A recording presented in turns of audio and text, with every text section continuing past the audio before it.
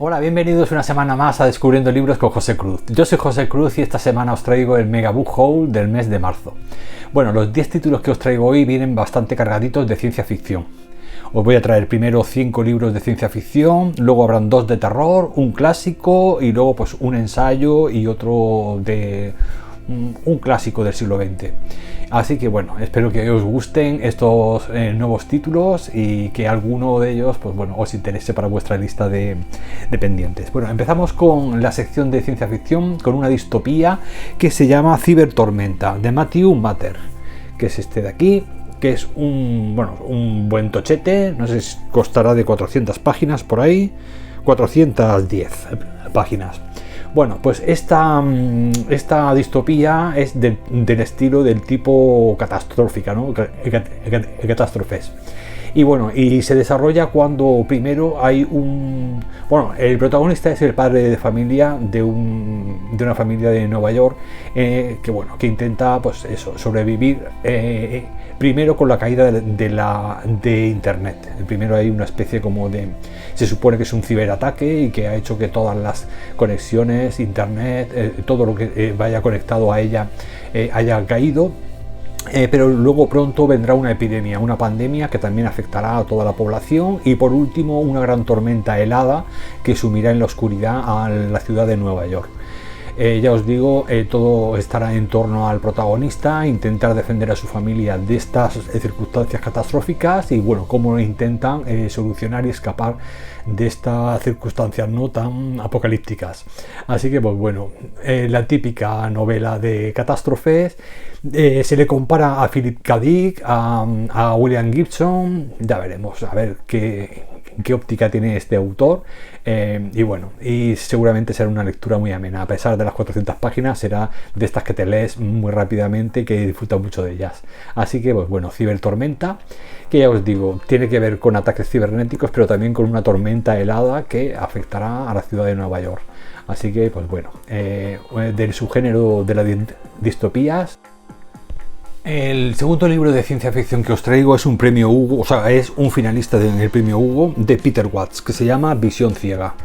Bueno, esta obra también me ha parecido súper interesante y va de un contacto. Si os gustan los contactos extraterrestres, pues bueno, este sería una obra muy interesante.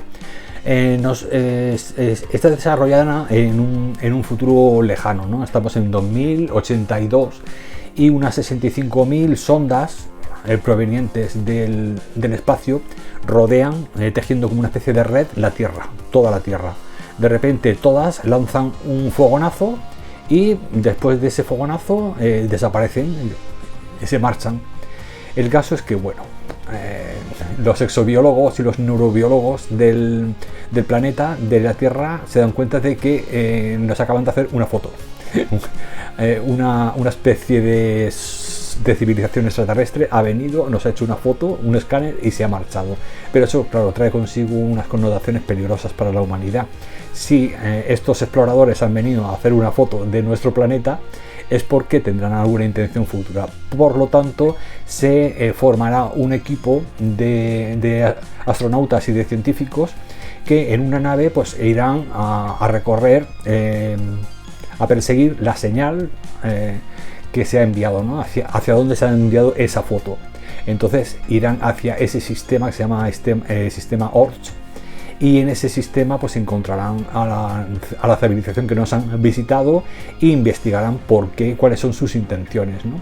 Y será pues una mezcla de aventura, de space opera y también de ciencia ficción pura, porque el autor parece ser que desarrolla mucho el tema de las teorías de la exobiología, que es la vida fuera de nuestro planeta, y también el tema de la neurobiología, porque para desarrollar el lenguaje con el que se comunicarán con los extraterrestres pues se necesitará desarrollar unas técnicas lingüísticas especiales.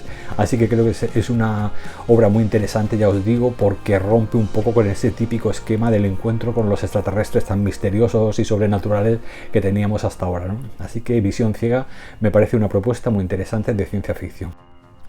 En tercer lugar os traigo lo que muchos han considerado la mejor antología de ciencia ficción, de relatos de ciencia ficción en los últimos 20 años, que nos trae el autor australiano Greg Egan y se llama Axiomático. Bueno, pues en esta recopilación, pues bueno, nos demuestra Greg Egan, este gran autor que es un clásico, es decir, que es un clásico contemporáneo de la ciencia ficción, nos demuestra cómo se puede hacer ciencia ficción desde muchísimas ópticas, desde muchas, tanto desde el punto de vista humano, como adaptación a las nuevas tecnologías, como, pues bueno, el tema también extraterrestre, sobre todo eso, tecnología, ciencia ficción de anticipación, etcétera. Son relatos muy interesantes y muy diferentes también a lo que conocemos. Bueno, ahora sabéis que estamos viviendo una época un poco de retroceso del racionalismo, de la ilustración, de las teorías humanas, ¿no? de las humanidades. Y bueno, ahí empiezan las teorías estas conspiranoicas, y cuando ocurre estos retrocesos en el tema del avance científico y de las humanidades, normalmente ocupa ese espacio la fantasía. Por eso ahora vivimos una época tan esplendorosa de la fantasía, ¿no? Fantasía así más, no sé, como más mística, ¿no? Más esotérica. Y bueno, y queda un poco más apartado, más relegado el tema de la ciencia ficción, que siempre pues ha sido abrazado más por científicos como Arthur C. Clarke, como Isaac Asimov, como Carl Sagan. Entonces, pues bueno, esas tendencias ideológicas y de pensamiento, pues normalmente se suele reflejar mucho en la carencia, en la carencia de obras científicas, ¿no? En este caso de ciencia ficción, que es una especie como de... La ciencia ficción es como si fuera un elemento filosófico en la ciencia, es decir, lo que hasta donde no ha llegado la ciencia todavía, ya empezamos a plantear hipótesis de cómo podría acontecer el desarrollo de esas tecnologías, que podría afectar a la humanidad y cómo lo podría hacer. Entonces yo no dejaré nunca de leer ciencia ficción. Eso no significa que no me guste, por supuestísimo, la filosofía, perdón, la fantasía, el terror, en fin, pero sabiendo que es una cuestión pues, metafísica y es simplemente como divertimento, ¿no? Pero a la hora de promover el pensamiento, de crear una anticipación de lo que puede ocurrir y hacernos pensar, creo que la ciencia ficción es indispensable.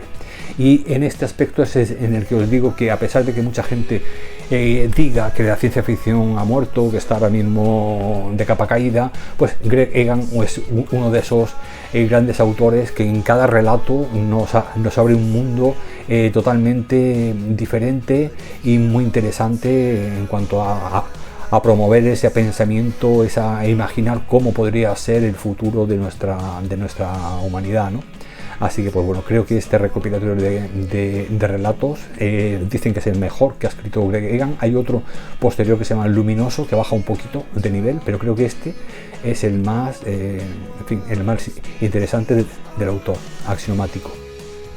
Bueno, en cuarto lugar os traigo otra obra de ciencia ficción, otro recopilatorio de relatos de un autor que fue galardonado con los 3 grandes premios de la ciencia ficción, el Locus, el Nebula y el... ¿Cuál era el tercero? Que se me olvida siempre. El Nebulo, Locus, Hugo y Nebula, esos 3. Bueno, pues los 3 premios los ha conseguido este autor, como os digo, y es el autor que fue famoso por su obra La chica mecánica. Y se trata de Paolo Bacigalupi, y os traigo esta recopilación de relatos que se llama La bomba número 6. Bueno, pues como os digo, este autor norteamericano es uno de los que, como os decía antes, utiliza muchísimo la ficción de especulación, y utiliza muchísimo la ciencia ficción como elemento de crítica social, de cuestionamiento político de los políticos que organizan nuestras sociedades. Y bueno, y nos hace un desarrollo muy interesante del tema del cuestionamiento ecológico, ¿no? Es decir, de los límites de la ecología en nuestro planeta. Todo ello desde un punto de vista, por supuesto, científico, pero en este caso, y como os decía también antes, este autor, Paolo Bacigalupi, utiliza la filosofía, es decir, tiene muchos rasgos filosóficos que siempre sabéis que es la parte de la razón, ¿no? De la lógica que utiliza nuestro cerebro para intentar plantear hipótesis sobre todo aquel terreno oscuro que todavía no ha rellenado la ciencia, y por lo tanto esos misterios que quedan por resolver, siempre como primer garante, como primer avance, siempre se lanza una hipótesis de tipo más filosófico que científico. Sabéis que la filosofía va dando paso a la ciencia a medida que se van desarrollando las técnicas que necesita la ciencia para poder experimentar y poder desarrollar sus teorías mediante la observación, ¿no? Pues en este caso, esos huecos que deja la ciencia ficción inevitablemente, por eso se llama ficción, esos son siempre rellenados con hipótesis de tipo filosófico, y que creo que este autor es uno de estos que os digo que utiliza la ficción de anticipación para ocupar esos espacios oscuros con esas hipótesis filosóficas, para que luego, pues bueno, que cada uno considere cuál sería pues el camino, ¿no? Que pues planteando una crisis medioambiental, una crisis política a nivel global, una falta de sensibilidad hacia las necesidades de los pueblos, ¿no? De la humanidad, etcétera, pues bueno, cómo nos plantea hipótesis de tipo filosófico para hacia dónde tendríamos que coger un camino para poder paliar las necesidades de la humanidad en un futuro en el que cada vez pues tendremos menos energía, menos en fin, gasoil, combustibles fósiles cada vez habrán menos, y también el cambio climático hará que muchas partes del planeta sufran a nivel agrícola, es decir, que la agricultura sufra también, y también la elevación del nivel del mar también deje a muchas zonas por ejemplo, del Asia oriental, más oriental, en Oceanía, por ejemplo, pues muchas islas van a ser inundadas y tendrán que hacer grandes migraciones hacia el norte. Es decir, todas estas preguntas que hoy ya son una realidad, este autor nos los va a desarrollar desde el punto de vista de la ciencia ficción, ¿no?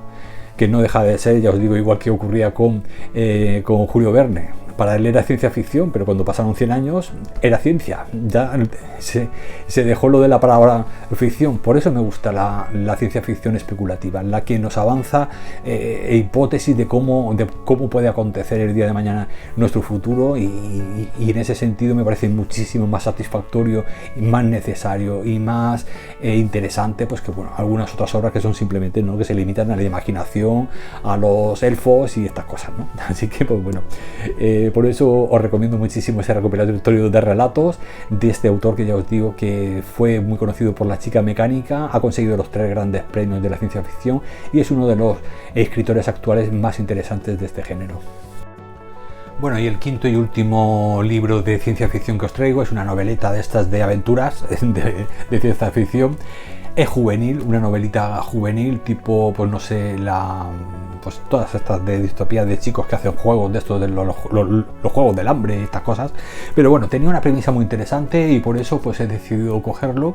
Creo que es una biología o una trilogía. De momento se han traducido 2 al español, entonces no sé si será biología o luego habrá una tercera parte.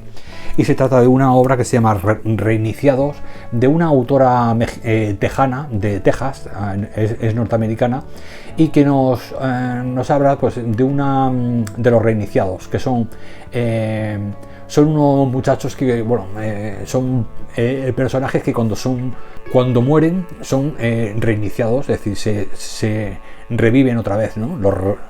Como que los reinician como si fueran una máquina, pero cuando se reinician pierden parte de su humanidad, se hacen más fuertes y también más resistentes a las heridas, de manera que pues para temas así de soldados y estas cosas pues funcionan muy bien. Por eso, porque no solamente se hacen más fuertes y las heridas les cuesta mucho menos en curarse, sino que además al perder su parte de humanidad, pues lógicamente son el soldado perfecto, ¿no? Que es sin cerebro y mucho músculo. Así que pues bueno, es una obra de ciencia ficción, ya os digo, una noveleta, no sé si tendrá unas 200 páginas o así, y bueno, es pues de esto de leer y disfrutar, ¿no? Parece ser que la protagonista es una chica que reinician, que es 178 Uren 178, es decir, que se ve que es la reiniciada 178, y ella tendrá que luego enseñar a varios novatos, pues eso, a a sobrevivir, a ser reiniciados, al asumir los cambios que eso implica y luego pues formar parte del grupo de acción que tendrán que formar parte. Y también pues bueno, esa merma, ¿no?, de emociones, esa merma de la parte humana que cada vez que te reinician vas perdiendo, pues también intenta esta entrenadora, ¿no?, como aquel que dice de reiniciados, pues intenta disminuir, ¿no?, esa merma, ¿no? Así que pues bueno, una novela, ya os digo, de ciencia ficción, más de tipo juvenil, de acción, de aventura, pero pues muy indicada también para esas épocas veraniegas en la playa. Te lo puedes leer perfectamente y seguramente pues será muy ameno. Así que Reiniciados, de la autora Ami Tintera. Bueno, ahora os voy a traer el ensayo que os he comentado que os iba a mostrar, y se trata de la historia de la economía del profesor John Galbraith. John Galbraith es antes de nada, sabéis que hay dos tipos de economía, como imagino que en todas las ramas, ¿no?, del saber. Está la académica y luego está la profesional, ¿no?, la que se aplica en la vida cotidiana. Galbraith pertenece a la académica, y parece ser que bueno, esta obra fue cuando se publicó, no es muy antigua, vamos, que es bastante reciente. A ver si pone por aquí la primera edición, que eso es importante, en el 89. Pero bueno, sigue siendo, como si dijéramos, la Biblia de la divulgación de la economía, de la historia de la economía. Es decir, que sigue siendo ese libro de referencia al que todo el mundo, si quiere aprender, sin saber de economía, si quieres aprender economía, lo que es la historia de por qué ocurrían todo, o sea, de por qué se iban aplicando cada tipo de políticas económicas a lo largo de la historia, este es un estudio divulgativo muy interesante. Digo divulgativo porque no es que tenga una profundidad con toda la historia de la economía que se contiene aquí en estas páginas, pues lógicamente no va a ser muy profunda, pero sí que para los que somos más menos duchos en la materia, creo que a nivel divulgativo es la Biblia, ¿no?, ya os digo, de la historia de la economía.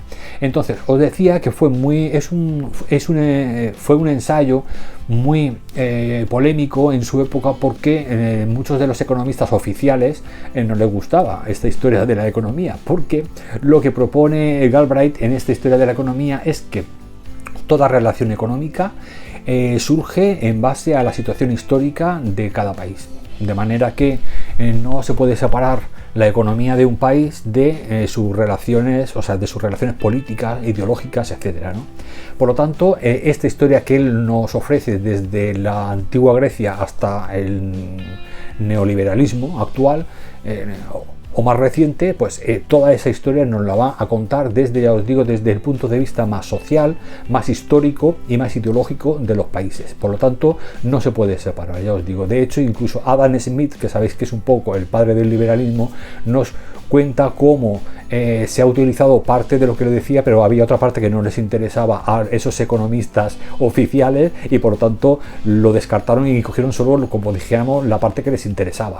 Por lo tanto, lo bueno que tiene es que utiliza a Aristóteles, a Marx, a Adam Smith, toda la historia de todos los economistas más importantes de la historia desde la antigüedad, desde Grecia, para demostrarnos que las políticas económicas no son objetivas, son siempre interesadas, es decir, son utilizadas por una clase social en concreto para imponerla a los demás, y no implica que sean necesariamente buenas para todo el pueblo, sino solamente para una clase social.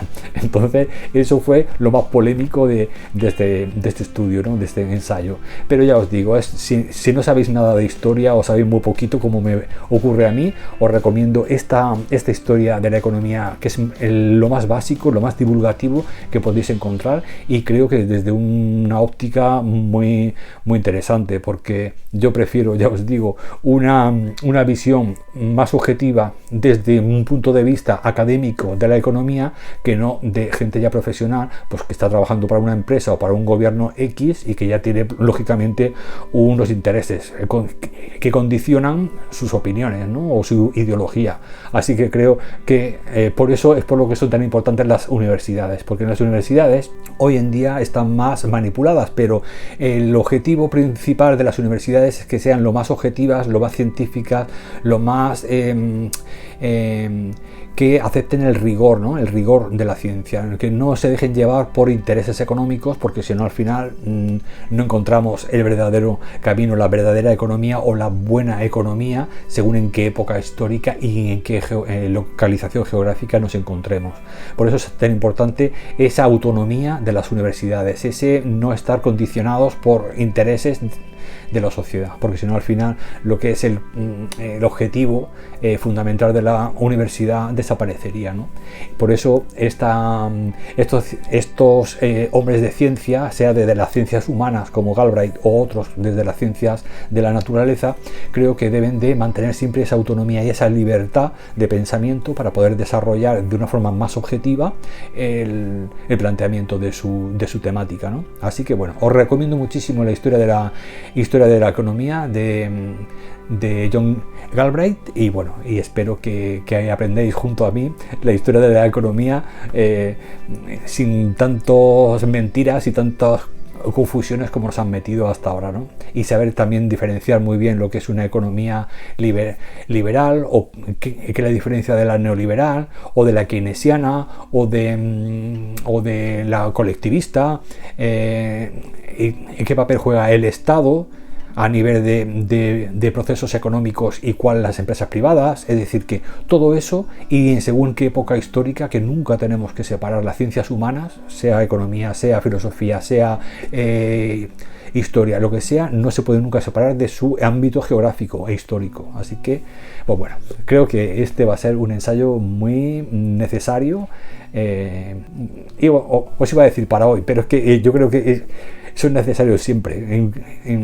En toda época histórica creo que tenemos que saber de dónde venimos para conocer nuestro presente y saber qué futuro nos espera. Bueno, otra obra que es el clásico contemporáneo del siglo XX que os iba a traer es también un recopilatorio de relatos de Heinrich Böll, que se llama Algo va a suceder, que es el nombre de uno de sus relatos y otros relatos. Bueno, pues Heinrich Böll es un señor que es un escritor alemán, nació en el 17 y fue un hombre que siempre ha sido o buscaba mucho su libertad interior, ¿no? Utilizaba muchísimo el expresionismo en sus obras y ha sido siempre un anticonformista, es decir, ha sido un hombre inconformista que siempre ha cuestionado y criticado mucho desde su propia interioridad lo que le rodeaba. Y es que fue un hombre que lógicamente sufrió los embates de la Segunda Guerra Mundial, encima formaba parte de la Alemania, pero él se marchó de allí. Lógicamente él era católico, pero estaba en contra, por supuesto, de las tesis fascistas de Hitler, y entonces huyó de allí. Y ya os digo que es un hombre muy crítico, ya no solamente con aquella guerra, ¿no?, de la Segunda Guerra Mundial, sino con todo lo que fuera el sufrimiento humano. Él lo detectó de primera mano y hay muchas. Esta selección de obras he visto que son, hay algunas también del tema de la Segunda Guerra Mundial, pero hay otros que son pues de la vida cotidiana, ¿no?, de la gente. Pero sobre todo a él era mucho de personajes, de cómo afecta a los personajes, al humano, los embates sociales, tanto de guerra como de hambres, como de migraciones que tienen que sufrir pues por la situación histórica en el que se vive. Entonces siempre el escritor suele siempre estar bastante marcado por la época que le rodea, y en este caso pues fue una época muy convulsa, ¿no?, la que tuvo que sufrir Heinrich Böll. Creo que fue premio Nobel, no me creáis, pero creo que sí fue premio Nobel en los años 60, y ya os traje una obra de él que se llamaba Va a llegar el tren o algo así, no me acuerdo ahora mismo, que era muy bonita, que era pues de unos soldados alemanes que tienen que ir al frente oriental y cómo se detiene el tren que lo llevaba, se detiene en una pequeña población, y allí pues uno de los chicos de los soldados se enamora de una prostituta, en fin, porque era virgen y tenía que, en fin, antes de ir al frente, donde seguramente morirían, porque ya era la época en la que ya el ejército rojo estaba avanzando y todo lo que mandaban para allá era carne de cañón. Entonces pues el chiquito pues se quería estrenar antes de irse, pero cuando llega allí al prostíbulo, pues bueno, se queda encandilado con una de las prostitutas y lo que menos le interesaba, por supuesto, era hacer el amor. Simplemente quería escucharla tocar el piano. Era una época, o sea, fue un libro muy bonito, por eso os digo que Henry Boldt habla más de humanidad, de libertad interior, de sentir lo que te rodea, más que una cuestión pues más filosófica o más objetiva, ¿no? O más histórica, ¿no? Es más lo que es el efecto más subjetivo, ¿no?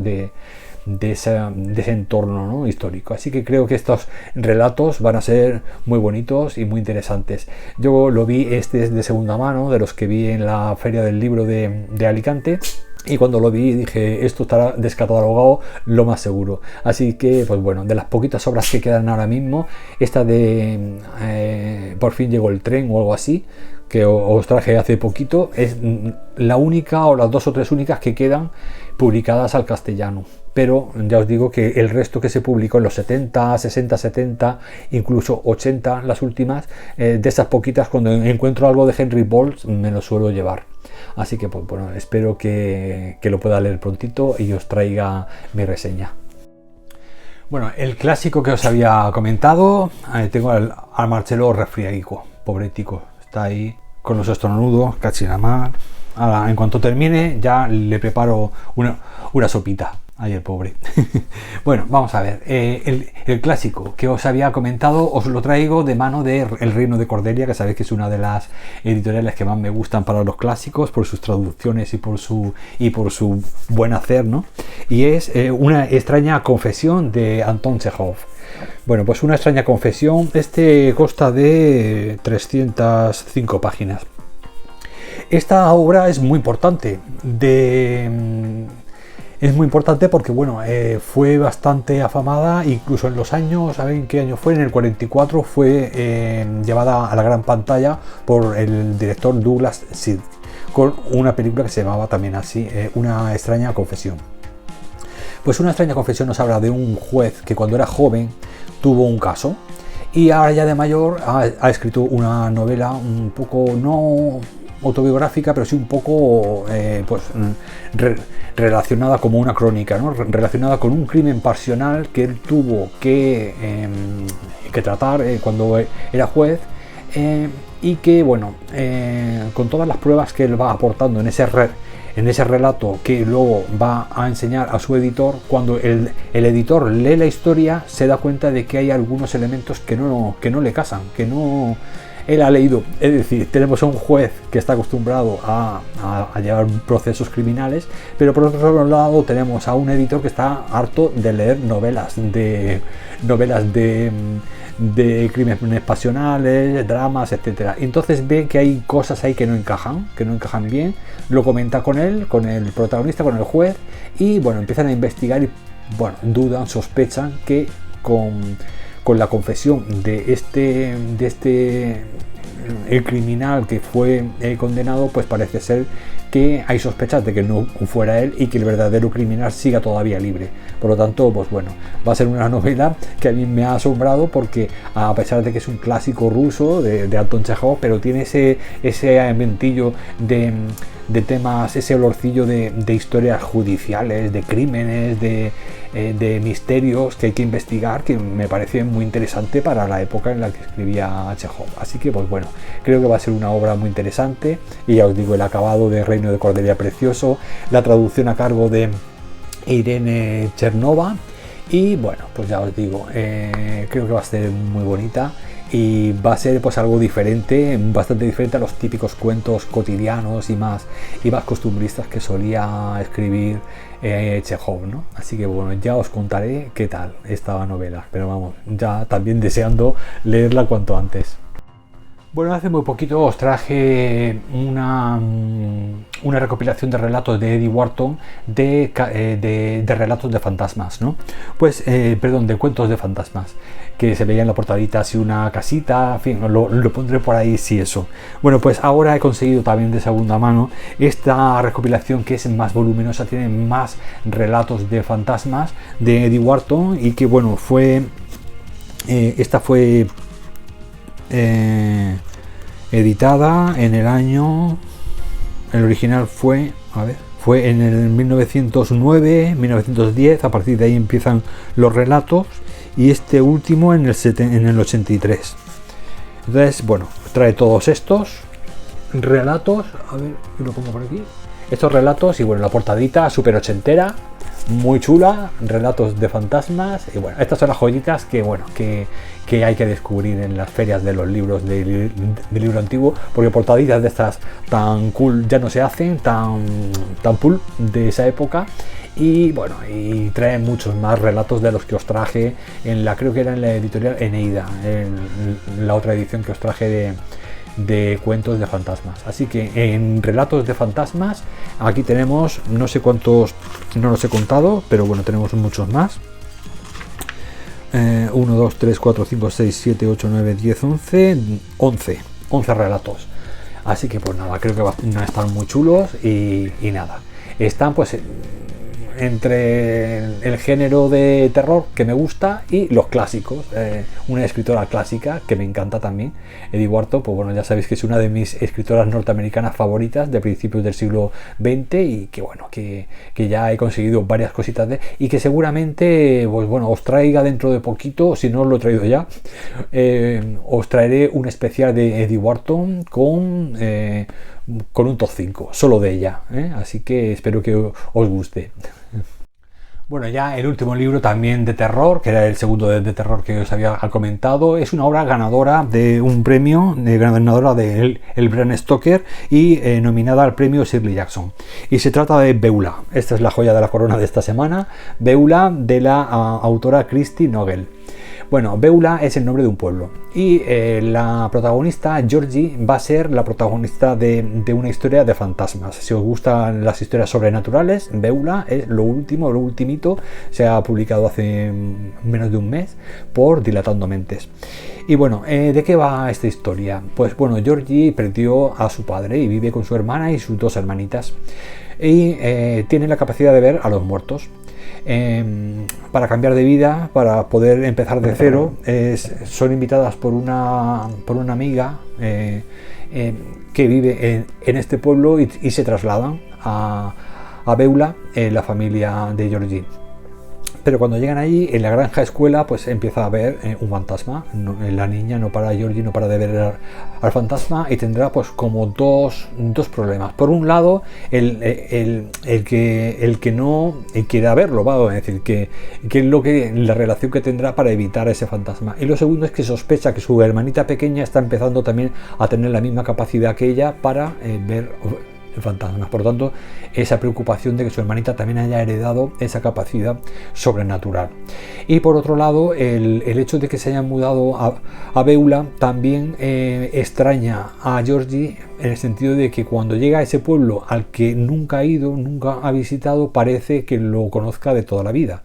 Y eso lo achaca a sus sueños. Parece como si hubiese vivido en Beulah desde pequeñita, porque todas las pesadillas que ha tenido desde pequeña, en ellas están todas las calles, las habitaciones, los edificios, todo el entorno de este pequeño pueblo. Será otro de los misterios que tendrá que descubrir. ¿Por qué se siente el entorno le resulta tan cotidiano, tan cercano, tan familiar si nunca ha estado ahí?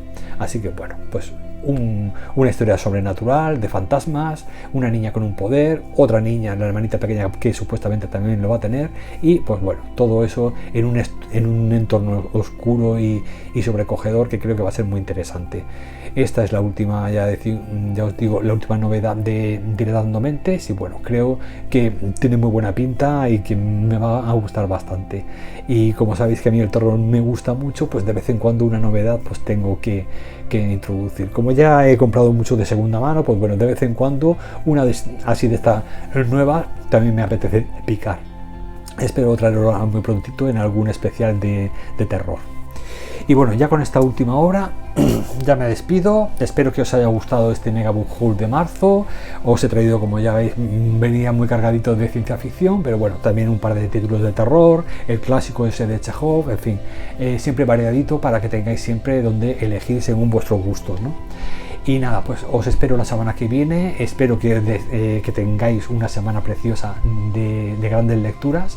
Y nada, y me dejáis abajo en comentarios si hay algún libro de estos que os haya interesado, si os habéis leído alguno también, si me recomendáis que lea uno antes que el otro, en fin, ya cualquier cosita que queráis me la dejáis ahí en comentarios. Y nada, os espero la semana que viene con más libros. Muchas gracias por estar ahí, lectores, y un abrazo.